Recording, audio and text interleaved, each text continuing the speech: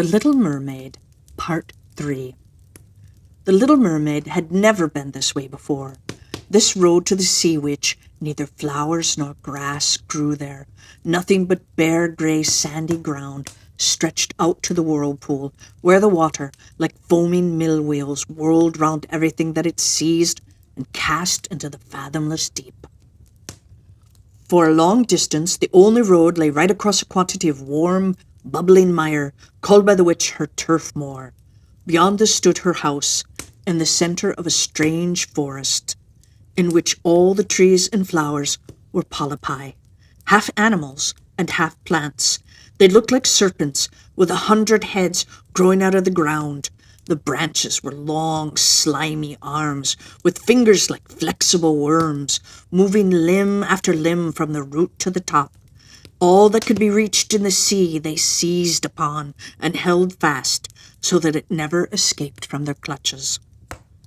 The little mermaid was so alarmed at what she saw that she stood still, and her heart beat with fear, and she was very nearly turning back, but she thought of the prince and of the human soul for which she longed, and her courage returned, and she fastened her long flowing hair round her head so that the polypi might not seize hold of it, and she held her hands close across her chest, and then she darted forward as a flash shoots through the water, between the supple arms and fingers of the ugly polypi which were stretched out on each side of her.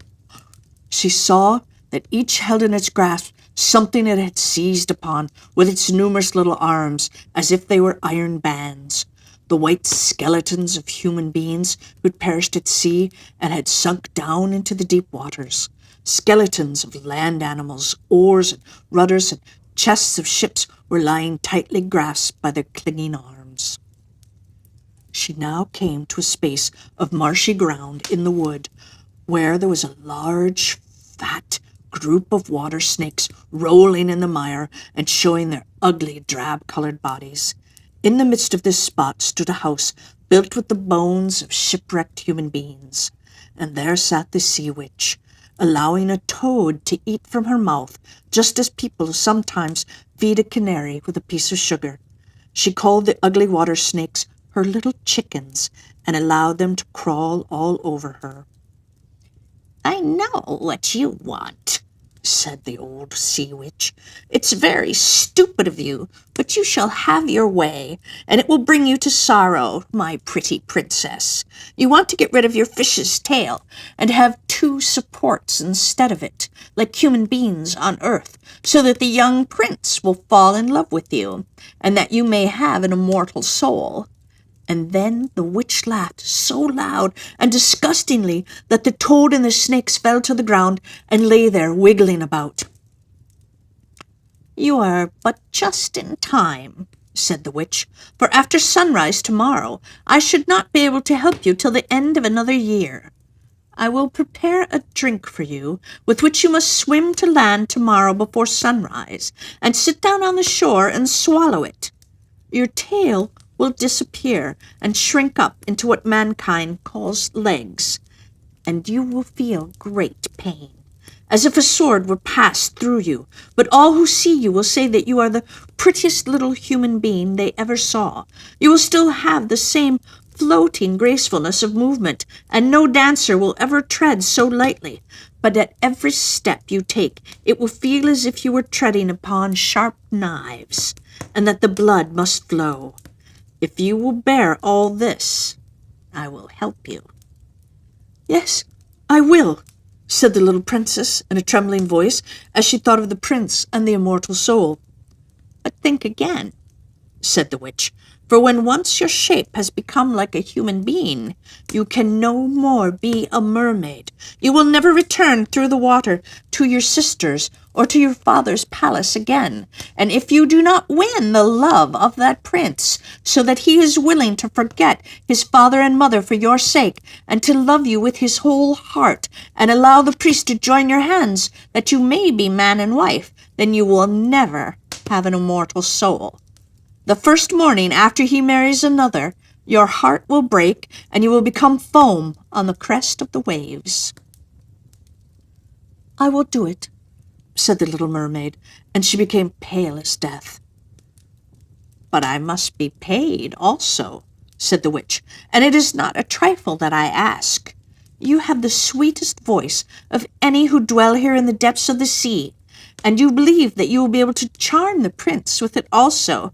But this voice you must give to me. The best thing you possess will I have for the price of my potion. My own blood must be mixed with it, that it may be as sharp as a two-edged sword." "But you take away my voice," said the little mermaid. "What is left for me?" "Your beautiful form, your graceful walk, and your expressive eyes. Surely with these you can enchant a man's heart. But have you lost your courage? Put out your little tongue, that I may cut it off as my payment, and then you shall have the powerful potion." "It shall be," said the little mermaid. And then the witch placed her cauldron on the fire to prepare the magic potion. "Cleanliness is a good thing," said she, scouring the vessel with snakes, which she tied together in a large knot, and then she pricked herself in the finger and let the black blood drop into it. And the steam that rose formed itself into such horrible shapes that no one could look at them without fear. Every moment the witch threw something else into the vessel, and when it began to boil, the sound was like a weeping of a crocodile. When at last the magic potion was ready, it looked like the clearest of water. "And there it is for you," said the witch, and then she cut off the little mermaid's tongue so that she would never again speak or sing. "If the polypi should seize upon you as you return through the wood," said the witch, "throw over them a few drops of the potion, and their fingers will be torn into 1,000 pieces." But the little mermaid had no occasion to do this, for the polypi sprang back in terror when they caught sight of the glittering potion, which shone in her hand like a twinkling star. So she passed quickly through the wood and the marsh, and between the rushing whirlpools. She saw that in her father's palace the torches in the ballroom were extinguished, and all within were asleep. But she did not venture to go into them, for now, as she could not speak, and was going to leave them forever, she felt as if her heart would break. She stole into the garden, took a flower from the flower beds of each of her sisters, kissed her hand 1,000 times towards the palace goodbye, and then rose up through the dark blue waters. The sun had not yet risen when she came in sight of the prince's palace and approached the beautiful marble steps, but the moon shone clear and bright. And then the little mermaid drank the magic potion, and it seemed as if a two-edged sword went straight through her delicate body. She fell into a swoon and lay like one dead. When the sun rose again over the sea, she recovered and felt a sharp pain, but just before then she stood and looked, and there was the handsome prince. He flexed his coal-black eyes upon her so earnestly that she cast down her own, and then became aware that her fish's tail was gone, and that she had as pretty a pair of white legs and tiny feet as any maiden could have. But she had on no clothes, so she wrapped herself in her long, thick hair. The prince asked her who she was and where she came from, and she looked at him mildly and sorrowfully with her deep blue eyes. But she could not speak. Every step she took was as the witch had said it would be. She felt as if treading upon the points of needles or sharp knives, but she bore it willingly, and stepped as lightly by the prince's side as a soap bubble, so that he and all who saw her wondered at her graceful swaying movements. She was very soon arrayed in costly robes of silk and muslin, and was the most beautiful creature in the palace, but she could neither speak nor sing. Beautiful female slaves, dressed in silk and gold, stepped forward and sang before the prince and his royal parents. One sang better than all the others, and the prince clapped his hands and smiled at her. This was great sorrow to the little mermaid. She knew how much more sweetly she herself could sing once, and she thought, "Oh, if he could only know this! I have given away my voice forever to be with him." The slaves next performed some pretty fairy-like dances to the sound of beautiful music. And then the little mermaid raised her lovely white arms, stood on the tips of her toes, and glided over the floor and danced as no one yet had been able to dance. At each moment her beauty became more revealed, and her expressive eyes appealed more directly to the heart than the songs of the slaves. Every one was enchanted, especially the prince, who called her his little foundling, and she danced again quite readily to please him. Though each time her foot touched the floor, it seemed as if she trod on sharp knives. The prince said she should remain with him always, and she received permission to sleep at his door on a velvet cushion. He had a page's dress made for her, that she might accompany him on horseback, and they rode together through the sweet-scented woods, where the green boughs touched their shoulders, and the little birds sang among the fresh leaves. She climbed with the prince to the tops of high mountains, and although her tender feet bled so that even her steps were marked, she only laughed, and followed him till they could see the clouds beneath them, looking like a flock of birds travelling to distant lands. While at the prince's palace, and when all the household were asleep, she would go and sit on the broad marble steps, for it eased her burning feet to bathe them in the cold sea-water, and then she thought of all those below in the deep. Once, during the night, her sisters came up arm in arm, singing sorrowfully, as they floated on the water. She beckoned to them, and then they recognized her, and told her how they had grieved for her, and after that they came to that same place every night. And once she saw in the distance her old grandmother, who had not been to the surface of the sea for many years, and the old sea king, her father, with his crown on his head. They stretched out their hands towards her, but they did not venture so near the land as her sisters did. And as the days passed, she loved the prince more fondly, and he loved her as he would love a little child, but it never came into his head to make her his wife. Yet, unless he married her, she could not receive an immortal soul, and on the morning after his marriage with another, she would dissolve into the foam of the sea. End of Part 3.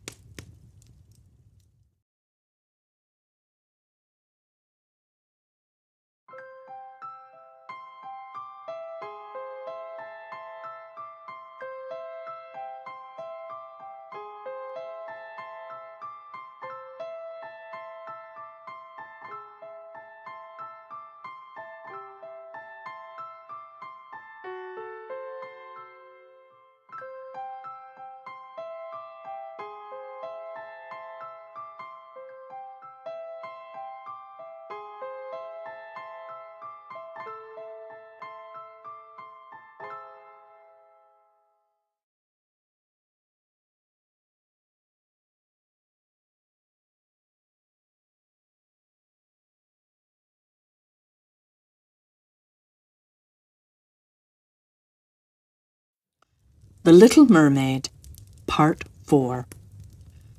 Do you not love me, the best of them all?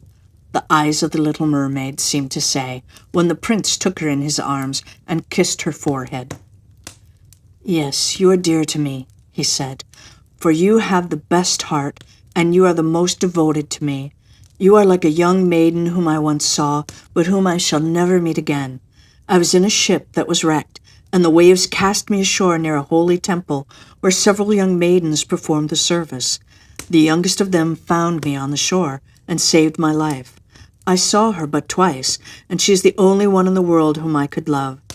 But you are like her, and you have almost driven her image out of my mind.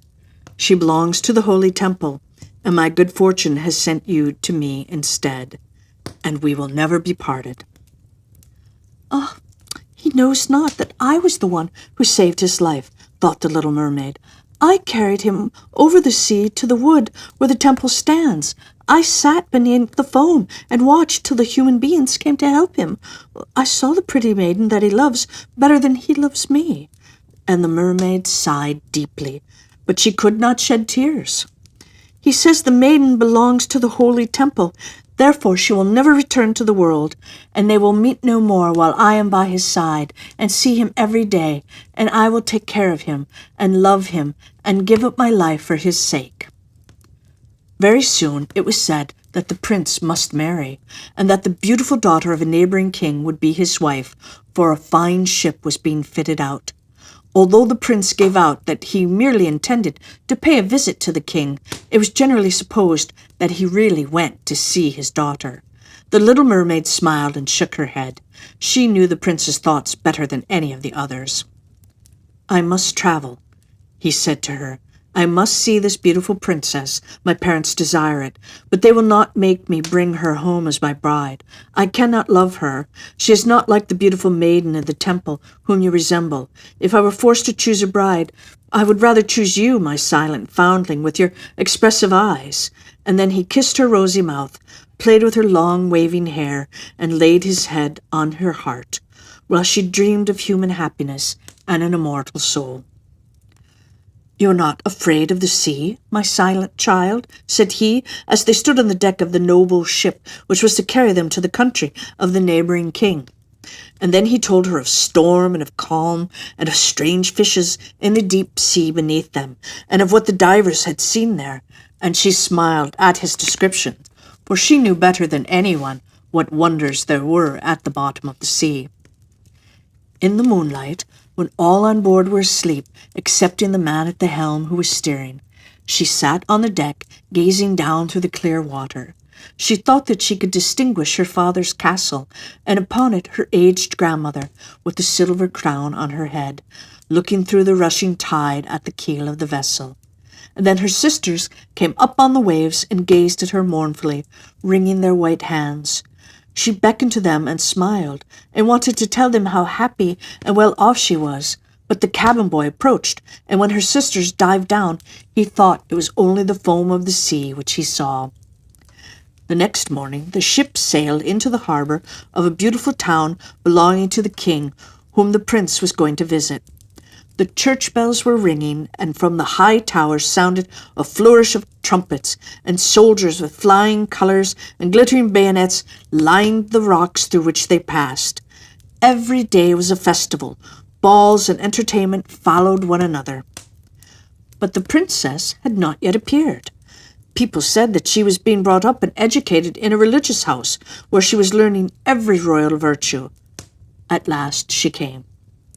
And then the little mermaid, who was very anxious to see whether she was really beautiful, was obliged to acknowledge that she had never seen a more perfect vision of beauty. Her skin was delicately fair, and beneath her long dark eyelashes her laughing blue eyes shone with truth and purity. "It was you," said the prince, "who saved my life when I lay dead on the beach." And he folded his blushing bride in his arms. "Oh, I am so happy," said he to the little mermaid. "My fondest hopes are all fulfilled. You will rejoice at my happiness, for your devotion to me is great and sincere." The little mermaid kissed his hand and felt as if her heart were already broken.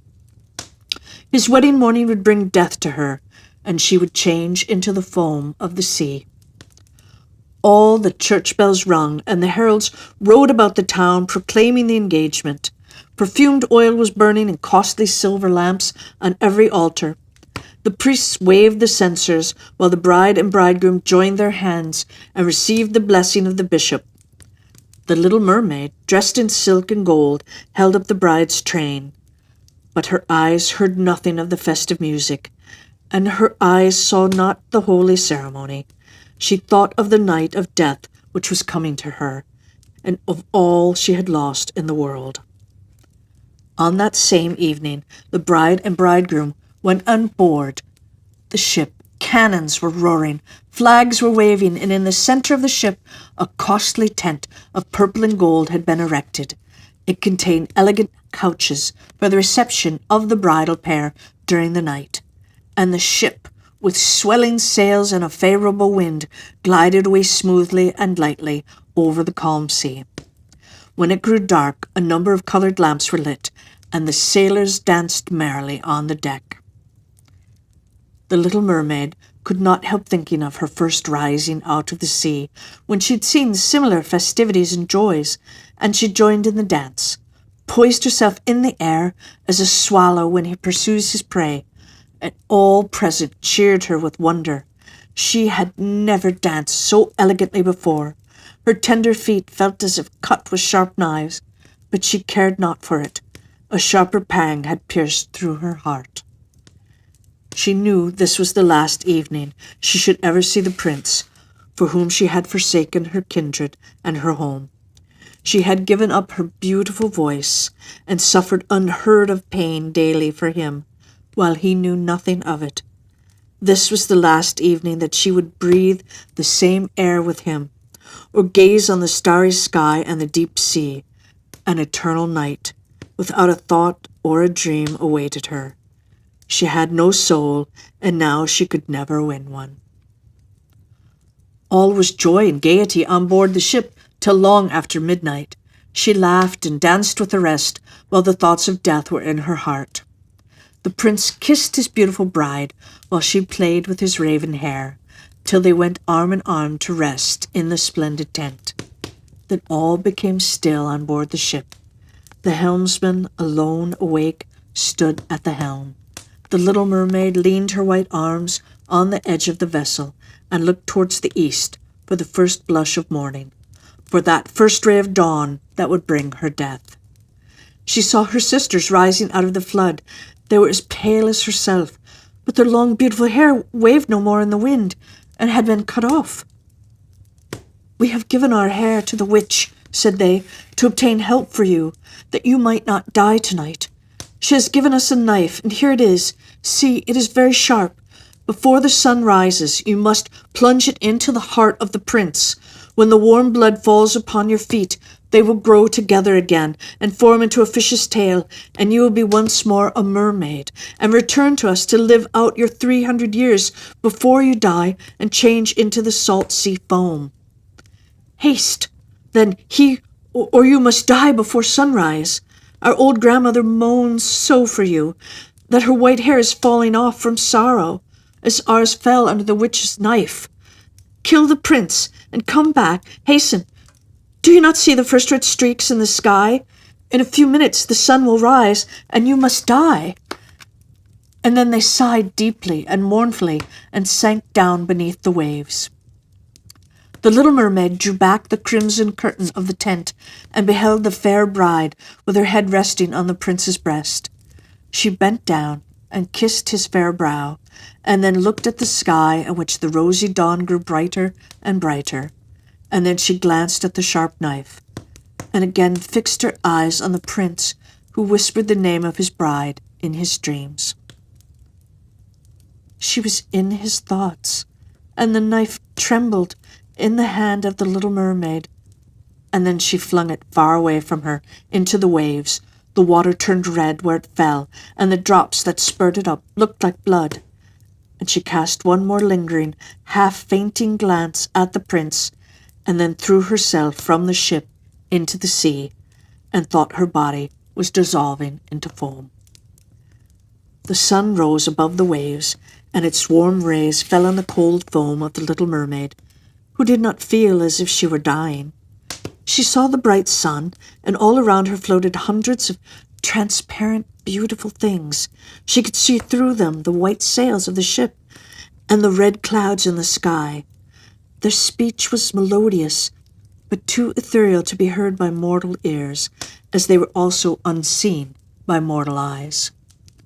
The little mermaid perceived that she had a body like theirs, and that she continued to rise higher and higher out of the foam. "Where am I?" said she, and her voice sounded ethereal, as the voice of those who were also with her. No earthly music could initiate it. "Among the daughters of the air," answered one of them. "A mermaid has not an immortal soul, nor can she obtain one unless she wins the love of a human being. On the power of another hangs her eternal destiny.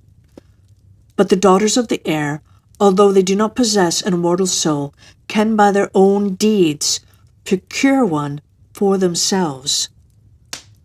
We fly to warm countries and cool the sultry air that destroys mankind with the pestilence. We carry the perfume of the flowers to spread health and restoration. and after we have striven for 300 years to all the good in our power, we receive an immortal soul and take part in the happiness of mankind. You, poor little mermaid, have tried with your whole heart to do as we are doing. You have suffered and endured and raised yourself to the spirit. And now, by striving for 300 years in the same way, you may obtain an immortal soul. The little mermaid lifted her glorified eyes toward the sun and felt them for the first time filling with tears. On the ship in which she had left the prince, there was life and noise, and she saw him and his beautiful bride searching for her. Sorrowfully they gazed at the pearly foam, as if they knew she had thrown herself into the waves. Unseen by them, she gently kissed the bride's forehead and smiled upon the prince, and then mounted with the other children of the air to a rosy cloud that floated through the ether. After 300 years, thus shall we float into the kingdom of heaven, said she, and we may even get there sooner, whispered one of her companions. Unseen, we can enter the houses of men where there are children, and for every day in which we find a good child, who is the joy of his parents and deserves their love, our time of probation is shortened. The child does not know, when we fly through the room, that we smile with joy at his good manners, for we can count 1 year less of our 300 years. But when we see a naughty or a wicked child, we shed tears of sorrow, and for every tear, a day is added to our time of trial. The end.